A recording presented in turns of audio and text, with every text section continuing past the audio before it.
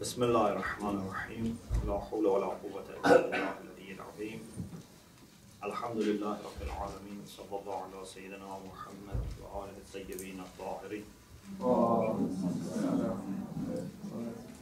اللهم أخرجني من ظلمات الوهم وأكرمني من نور الفهم اللهم افتح علينا أبواب رحمتك وانشر علينا خزائن علومك برحمتك يا أرحم الراحمين.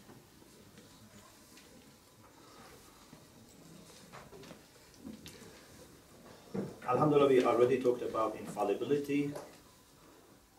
The next issue is how to verify a claim made about prophethood. You know, in the course of history, there were 124,000 prophets who were true prophets, and they claimed to be prophets. But there were also many people, we don't know how many, but there were also many other people who falsely claimed to be prophets. So how can you distinguish between a genuine claim and a false claim?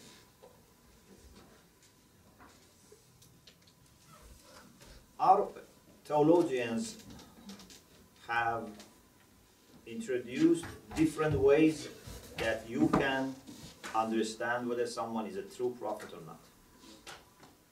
One is if this person is introduced by a previously known prophet. So if a prophet that we already know he's a prophet has prophesied or has, maybe they have lived in the same time, has introduced this person also as a prophet, then you can be sure that this is a prophet. The second way is if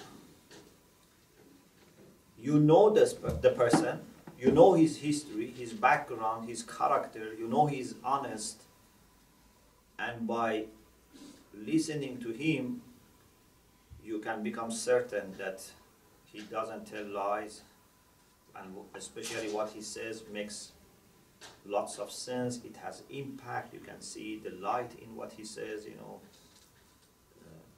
So this is the personal way that if someone doesn't have the background like you, doesn't have the history with that person like you, he or she may not come to this conclusion, but because you know this person, so you can accept.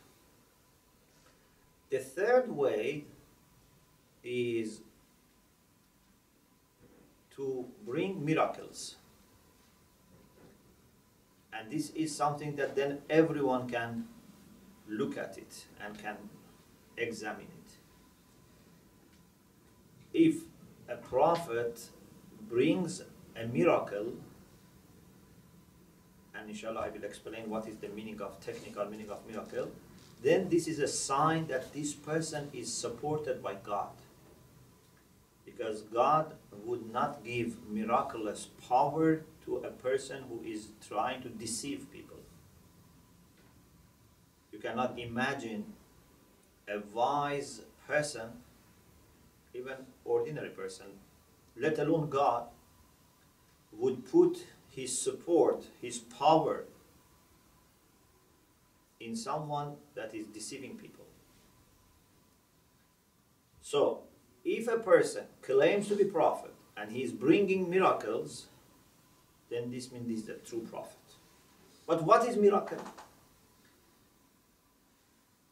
To be able to consider all the subtle points that are here so that you can establish that this is definitely from God, they have come up with a technical definition.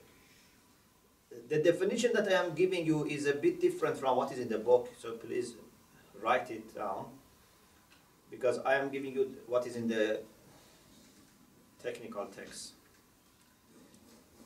First of all, it has to be an extraordinary act. Okay? Are you? An extraordinary act. Something which is ordinary and other people can do, it's not a mu'jiza.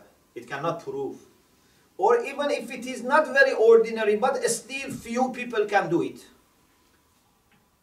For example, there are some pieces of poem or some pieces of literature which you cannot say they are ordinary, but still ordinary people can make them. Maybe few people.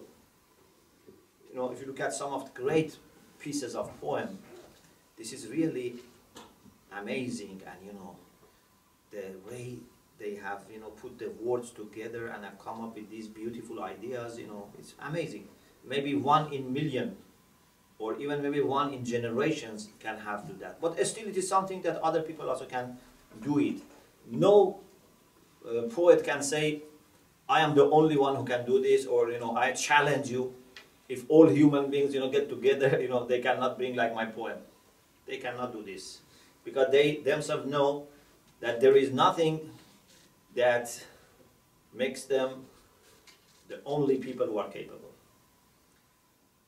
Extraordinary means something that no one, unless he is equipped with God's support, can do it. Must be very special. Something that doesn't come from teaching. Something that doesn't come from experience.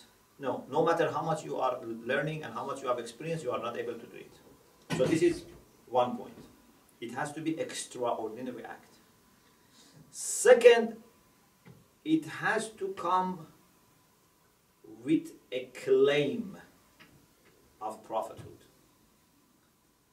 Because if someone himself says that I am not a prophet, I'm an ordinary person, then God doesn't need to stop him. Of course, God would not give him, you know, his support, but maybe God, you know, inspires ordinary people. But if they claim that they are prophet, then God stops inspiring people who want to deceive people. So it should come with claim of being prophet. The third is that it has to be in compliance with their claim. This is very important. If someone wants to give you plenty of, for example, water. You know, there is a story that there was a person who claimed to be prophet. You know, Musaylima al-Kadhab. This was a person who claimed to be prophet and was a liar. Sometimes people asked such people for mu'jiza. One incident was, I think this is about Musaylima al-Kadhab or another person, but very likely that it was Musaylima. They asked, if you are prophet, please make water in our well more. They had shortage of water. So she said, okay. So she prayed, you know, pretended to pray whatever, that this becomes more. Then something extraordinary happened. And that was, the well was totally dried out. No drop of water remained. Okay, this is extraordinary. Ordinary people cannot do this. But it claimed against what she wanted to do. Okay? So if someone is ill and comes to a person who claims to be a prophet and he says, I give shifa, and that person is dead. This is extraordinary. Without using anything, someone is dead. This is extraordinary. But this is to prove that he was false. So, extraordinary act comes from someone who has made the claim to be prophet, and it is with compliance. So what he does or she does, of course, if it is she, then it's like a Musaylima, a false, then it would not come in compliance. If it comes with compliance of what he claims, then that is possible. The fourth element is it should come with challenge. And that is to say that if anyone can bring something like this, I withdraw my claim. No one can do this. Okay? If these four conditions are met, then this means that this is a true prophet, because he has done something that no one can do. He has challenged people, no one is able to do it, and he claims to be prophet, so God would not give his miraculous power to a person who is deceiving. So it means that this is a true person, a true prophet. And it is interesting that in the course of history, the prophets had different miracles. Some miracles may be the same, but some of the distinctive miracles were different. And this was according to their age. For example, in the time of Musa alayhi salam, magic was very important. Magic was a very, a special skill, very special, I don't know, kind of capability. Mu'jiza of Musa alayhi salam was something that matched what was very much popular in that time, and that was magic. But the magicians were the first people to acknowledge that this is not magic.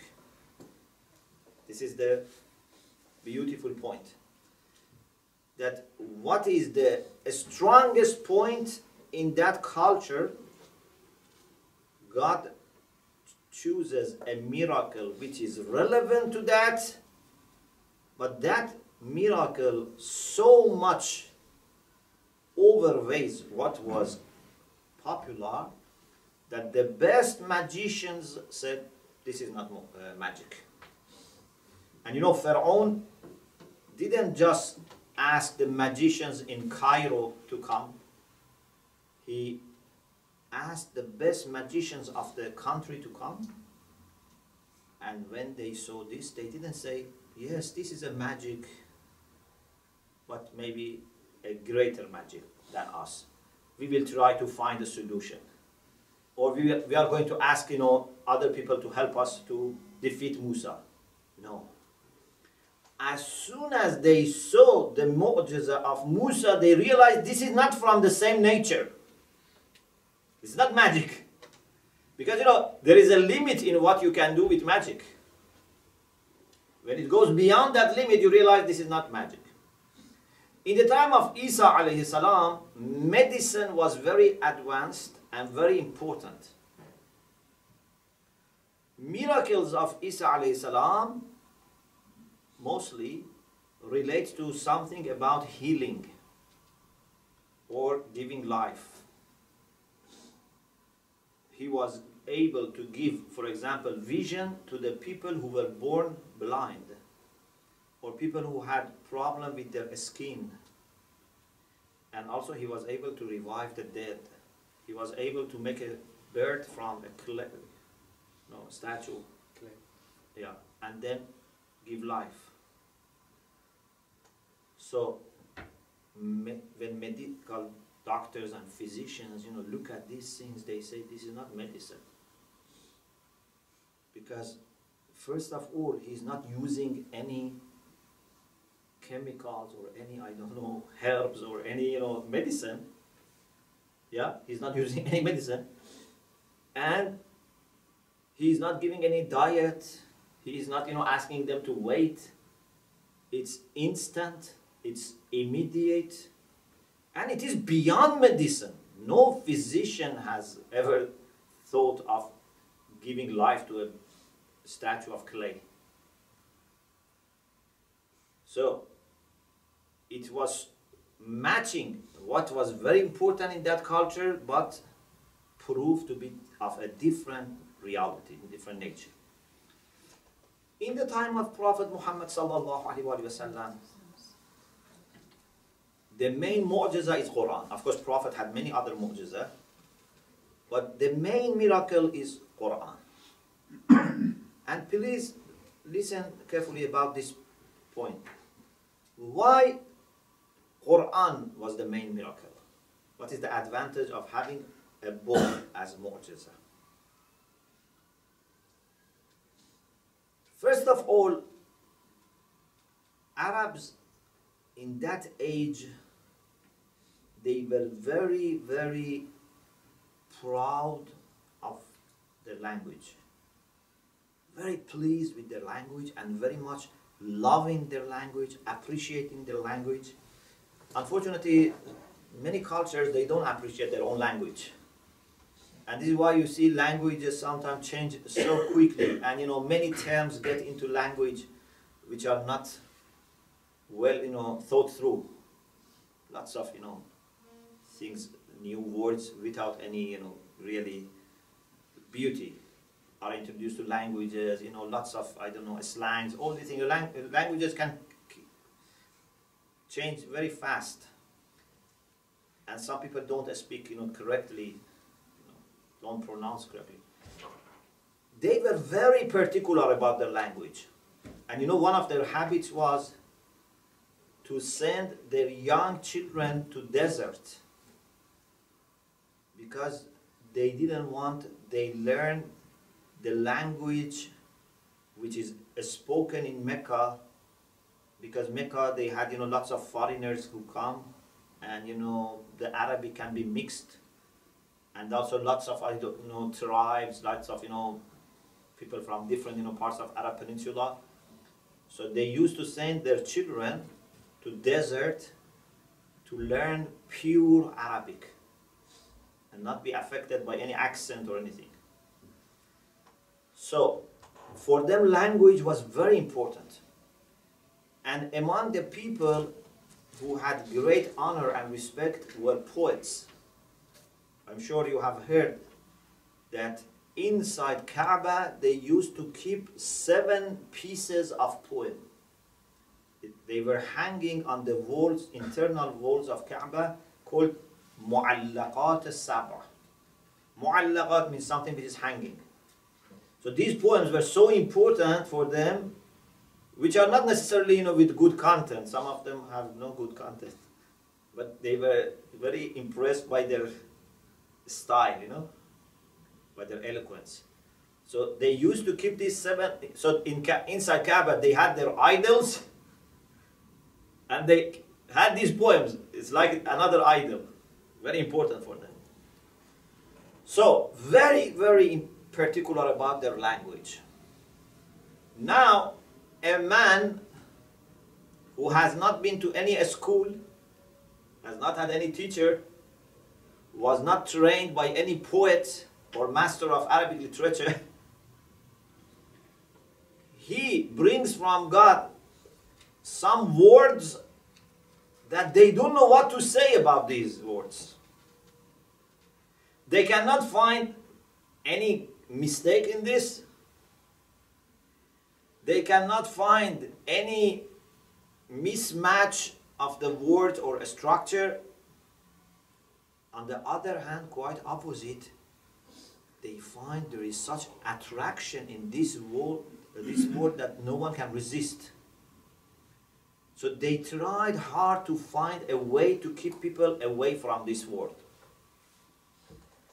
One of the things they used to say to people was that put, cotton in your ear when you are passing by Muhammad sallallahu alaihi wasallam reciting the Quran. You must put cotton in your ear, because Prophet sometimes used to sit facing Kaaba and recite the Quran, and people were going for tawaf. So one man says that I had cotton in my ear and doing tawaf because I was told you should not listen to his recitation. Then I told myself, this is not rational. Why I should not listen? I can listen and choose whether I want to accept or not. But when he removed the cotton from his ear, then he found this is very interesting, very meaningful, very appealing. So he became Muslim. Unfortunately today, people maybe they don't have physical cotton in their ear, but they are still suffering from some blockage. Sometimes they cannot hear the truth or see the truth. And maybe we ourselves also, with respect to some truths, are like that. Personal truths, social truths, or whatever, religious truths. So no one is immune. We have to always make sure that we can get the truth as it is and reflect on it. Not filter things and then reflect on them. Anyway, they were very much wondering, what should we do with this word? We ask people to put cotton in their ear, but some do not listen. They try to say, this is magic, sihr, so that people don't listen.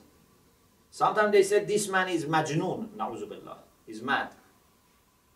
You know, it shows that they were desperate. You know, how can a mad person say things that the most eloquent people cannot, bring something like that? But because they were desperate, they just wanted to do some, propaganda against the Prophet. He is magician. He is, I don't know, mad. He is taught by a Roman person. Quran says, لِسَانُ الَّذِي يُلْحِدُونَ إِلَيْهَا أَعْجَمِيٌّ وَهَذَا عَرَبِيٌّ مُبِينٌ. How can Rasulullah learn from a person who didn't speak Arabic this clear Arabic? It doesn't make sense. They used to say to people not to listen to the Quran, but the leaders of Quraysh secretly in the night were going and standing or sitting behind the house of the Prophet and listening to the Quran. Maybe I told you, or some of you, in this story, that 3 of them were sitting outside the house of the Prophet listening to the Quran. When they were, seeing that sun is rising, they said, now we have to go home before people see us. They used darkness as shelter. Then they met each other. So they told each other that this is very bad. If people realize that we ask them not to listen and then we stay here outside his house and listening to him, this is very bad. So they promise each other that they don't do this anymore. They won't do this anymore. The next night, again they met each other because everyone thought other people are not coming. So they promised that we are not going to come.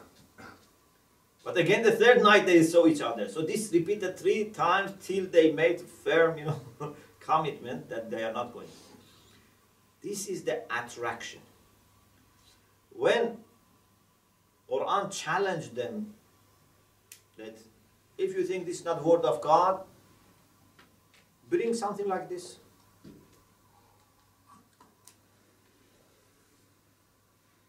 They asked 3 people, they commissioned 3 people, 3 of their best people, that we give you money and we give you time. Each of you produces 1/3 of a text. We put them together and we present it to Muhammad so that his challenge is defeated. After the deadline came, they asked them to come and show what they have produced. Each of them said, I was stuck with the first verse that I recited and I wanted to copy. And those 3 verses are mentioned in the books of history. One is, for example, the verse about Allah saying to the sky after the storm of Noah, and to the earth. Allah said to the sky to stop sending rain and to the earth to absorb water so that the flood is over. So each of them said, I read this ayah, I was stuck. The other one said, I read this ayah and was stuck. They were not able to produce anything like that. Then the challenge was reduced. Instead of bringing something like Quran, bring fa'atu ba'ashra suwarin, just 10 chapters. 10 short chapters. Or 10 pieces. Some people say surah here means a piece, a paragraph, or chapter. They couldn't. Then the challenge was fa'atu bisuratin in Misr. Just one chapter. It is now 14 centuries and no one has been able to produce one chapter like the Quran. If they want to defeat Islam, it's the best way for them. They can bring one chapter like Quran. We don't say better than Quran, just like Quran, if they can bring. So, in the same way that magicians were the first people to acknowledge this is not magic for Musa alayhi salam, and physicians realized that what Isa alayhi salam did was not medicine, the masters of language realized that this is not a human word. This cannot be word of a person.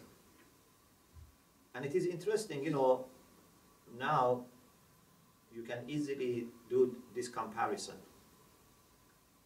We have the hadith from Rasulullah and we have Quran. You see, they are totally different. Although Rasulullah is very eloquent and he has very good training, he also grew up in desert. His Arabic is, very pure. But hadith of the Prophet are not like Quran. Again, hadith of Amirul Mu'minin are not like hadith of the Prophet. You can see difference of styles, difference of, fragrance. Quran is special. And I don't know if you have heard this recent, in our time, in this century, a story of Karbala Kazem. Some of you maybe have heard from me. It's also available online, a little documentary reconstructing the story.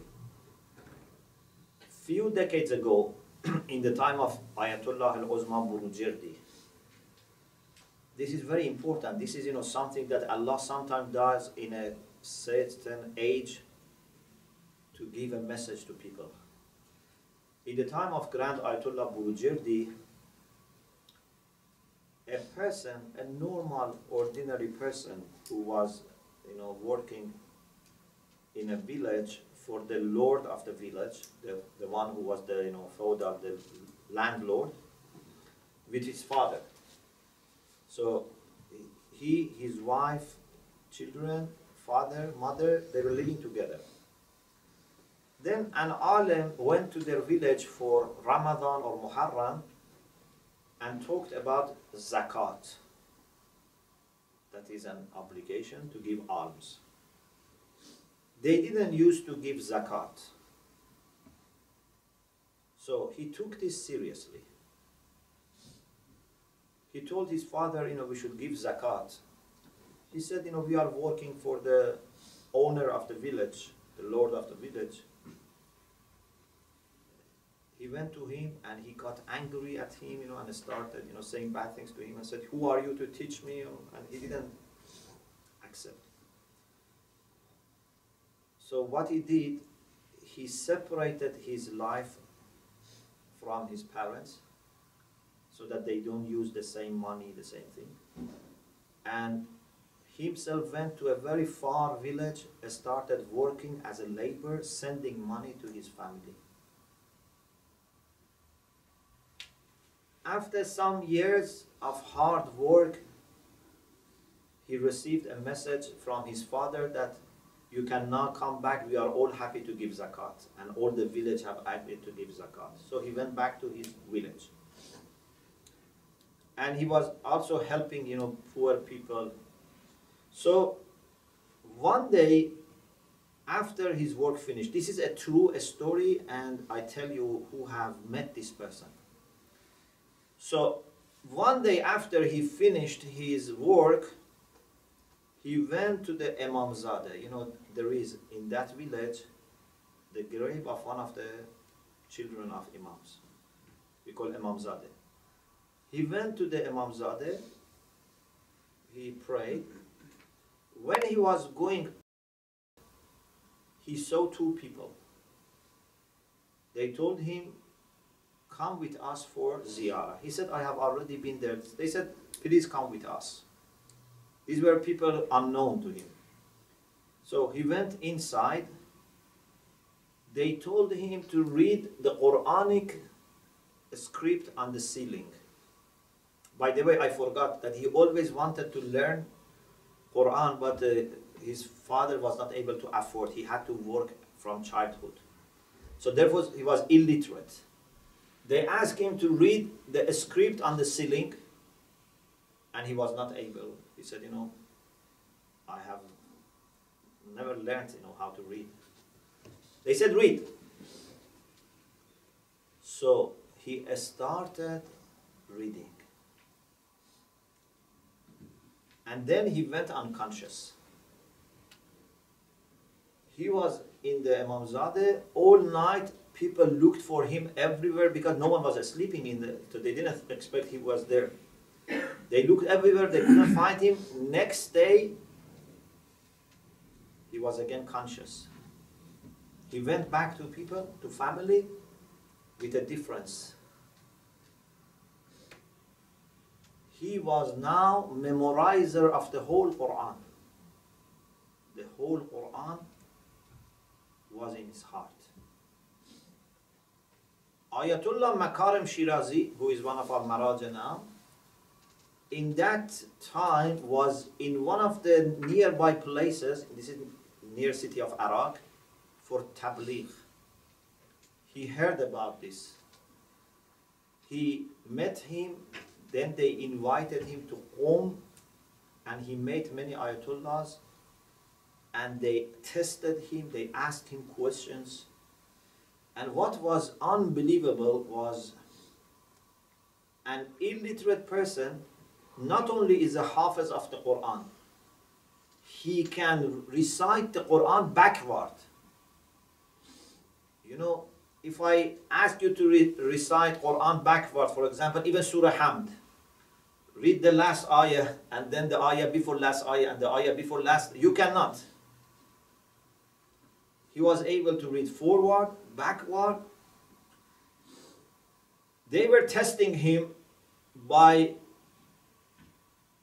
because Talaba knew Arabic, by mixing few words from this surah with few words from another surah and saying, where is this ayah?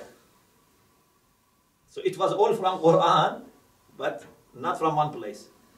And he was saying, this part is here, that part is there. They showed him Arabic textbooks, which has Quran and other Arabic text. They said, where is Quran? He was putting his finger on the verses of the Quran, quickly, without being able to read. And he was saying that I see light. Whatever is Quran is with light. The other things have no light. So, this person is now buried in Qom. If you go to Qom, you can ask for his grave in a grave which is on the other side of river. And this is a witness in our age that our ulama have seen him, have tested him. And this shows that if you are honest and sincere, even an ordinary person, can be gifted by Allah subhanahu wa ta'ala of such an amazing gift. So, Quran is something that has attraction, something which has light. You see, many people, they have embraced Islam because of reading Quran. Even they are not able to read original Quran. They read translation. And translation is like a barrier. You can never get the whole idea through translation. Even if you have the best translation, it's a barrier, it's a filter. And people who don't know Arabic, don't know Islam, don't know many concepts and terms and places and people who are mentioned in the Quran, they are brought up in another culture, how can they read the translation and just be amazed? This shows the attraction of the Quran for sincere people. Maybe someone knows Arabic, knows everything, history, Islam, everything, doesn't find any attraction. But someone who is sincere and is searching for truth, even behind all these barriers, still can see the truth. So those people who were in Mecca and then other places, Medina, Ta'if, and all Hijaz, they realized that this is a word of God. And one advantage of mu'jiza of the Prophet being a book, which is very important for this religion being the last religion, is that his mu'jiza has stayed with us. Can you now see the mu'jiza of Musa alayhi salam? No, it is reported to us. We believe in it, but it is reported to us. It doesn't have the same power that had for the people who watched it, who observed it. The mu'jiza of Isa alayhi salam, very important, we believe in it, but it's different when you can see it yourself. But the mu'jiza of Prophet Muhammad sallallahu alaihi wasallam is something that we have the same access to it that those people had. Of course, we are not able to listen to the Prophet reciting, but anything else is there. The words are there. People in the past, present, and in future would have the same access. And actually, if we kept sincerity of the people who were early Muslims, if you have the same sincerity, with the advancement of science and with the advancement of human experiences, we should be able to understand the Quran even better. There are people in Akhir al-Zaman that they understand the Quran better than some of the people in the past. Even there is a hadith which says, Allah subhanahu wa ta'ala sent Surah Qul Huwallah and some verses of, I think, Hashr and Hadid, the beginning of Hadid, end of Hashr, because there will be aqwamun muta'ammiqun, there will be people of deep thinking in Akhir al-Zaman. For them these verses are revealed. So, me and you have the same access to this mu'jiza that Salman and Abu Zar and Miqdad had. If we are sincere like them, actually we can maybe understand better, because we have so many books of tafsir, we have so many experiences, so many hadiths that over centuries, we had about almost 2.5 centuries of the presence of Prophet and Imams. So many teachings we have received, all should help us with understanding the Quran. So we should be in a better position to understand the Quran if the sincerity is there. Okay, this is also about mu'jiza, and at the end there is a discussion about karama, which means that the extraordinary acts which are done not by prophets. For example, Imams, they don't claim to be prophet, but they have extraordinary acts. So we don't call it technically mu'jiza. Or some of the awliyaullah, some of the friends of God, some of the saints, holy people, their du'as, their, even after, they have passed away, sometimes people go to their graves and, they ask Allah because of them and they get their hajat. These extraordinary acts, we don't call them mu'jiza.